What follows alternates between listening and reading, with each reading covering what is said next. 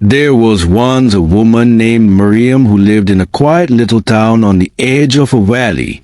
She had a soft voice, a strong heart, and a dream that bloomed the day her daughter, Asha, was born. On the morning Asha came into the world, Miriam planted a small cherry blossom tree in the center of her garden. It was just a thin, shy thing, a sapling with promises hidden in its roots. Miriam whispered as she planted it, "You'll grow with her." Petals on her birthday blossomed for her laughter.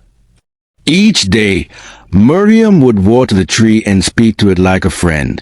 She imagined the years ahead, little Asha running beneath its shade, birthday photos under pink petals, alive growing in tandem with the tree. But dreams are fragile things. When Asha turned tree, her laughter still echoed in the house, her drawings still clung to the walls, her shoes still sat by the door. But she was gone. A silent heart defect, the doctors said. One moment she was coloring butterflies on the living room floor, and the next, silence. Miriam shattered. She didn't cry at the funeral. She didn't speak for weeks. She simply stopped smiling, stopped praying, stopped living. The cherry blossom tree stood in the yard, quiet and waiting. But Miriam never went near it again. Year after year, it grew taller, stronger, but it never bloomed. Not a single pink petal, just leaves, as if the tree, too, was grieving. Neighbors would whisper, "That tree should have blossomed by now. Maybe it's a bad tree. Maybe it's cursed."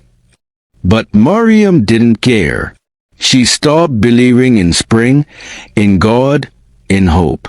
The seasons changed around her, but nothing changed within her.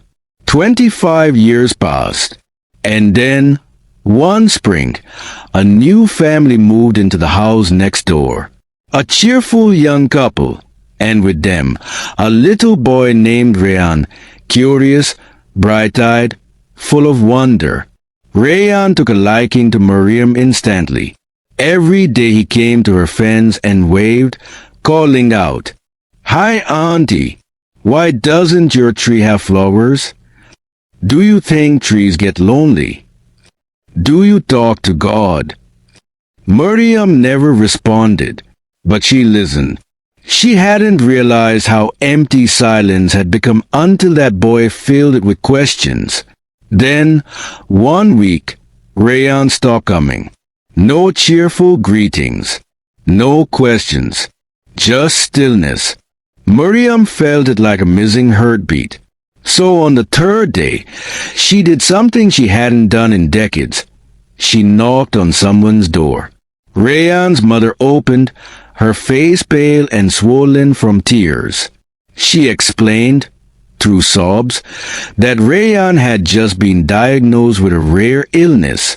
It was serious, not curable. The family was trying to stay hopeful, but there was one thing Rayan had asked for that broke their hearts. He wants to sit under pink cherry blossoms before he dies. Miriam stood frozen. Her lips trembled. That night, she walked into her garden, toward the tree. For the first time in 25 years, she laid her hand on its trunk. Then she dropped to her knees beneath it and whispered through tears, "I know I shut you out, God. I know I've hated you for taking her. But if this tree was ever meant to bloom, let it be now. Not for me, for that boy. Please." That night, it rained. A soft, healing rain, like heaven weeping gently over the earth. And by morning, the cherry blossom tree was covered in blooms. Thousands of petals, blushing, soft, glowing like little stars. Rayan came. His face lit up. He sat under the tree in silence, smiling, his tiny fingers catching falling petals like snowflakes. He said nothing, but his silence was full of peace. And Miriam, standing beside a tree that never bloomed, until now, cried for the first time in 25 years. Years later, Miriam's grave was placed beneath the same cherry blossom tree. She had spent the final chapter of her life writing letters to sick children, comforting grieving mothers, and telling her story to anyone who needed hope. On her gravestone, these words were carved. She waited through sorrow and silence, and when the time was right, she helped spring return to someone else. Moral of the story: sometimes life doesn't go the way we dreamed. Sometimes our trees don't bloom when we want them to. But that doesn't mean they never will. In God's plan, even the most silent seasons are preparing something sacred. Your pain might just be the soil for someone else's miracle. Let's learn from the story.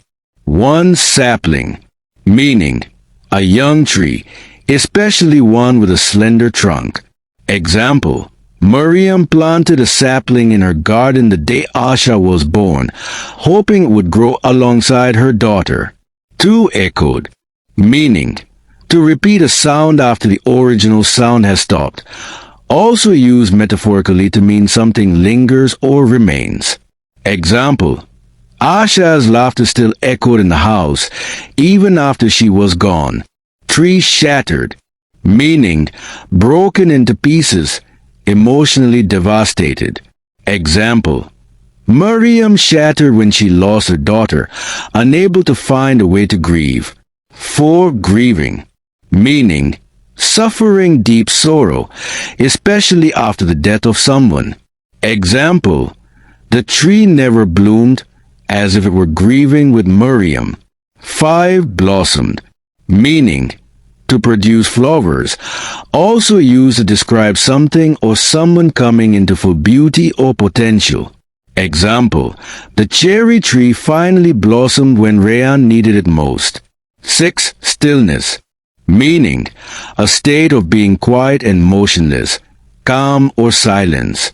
Example: Miriam felt the stillness when Rayan stopped visiting.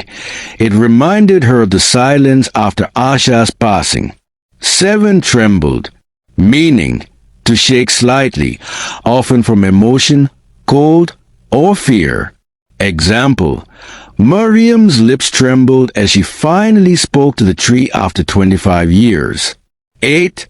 Healing, meaning the process of becoming healthy or whole again, emotionally or physically. Example: that night, the rain felt like a healing presence, as if heaven was weeping softly.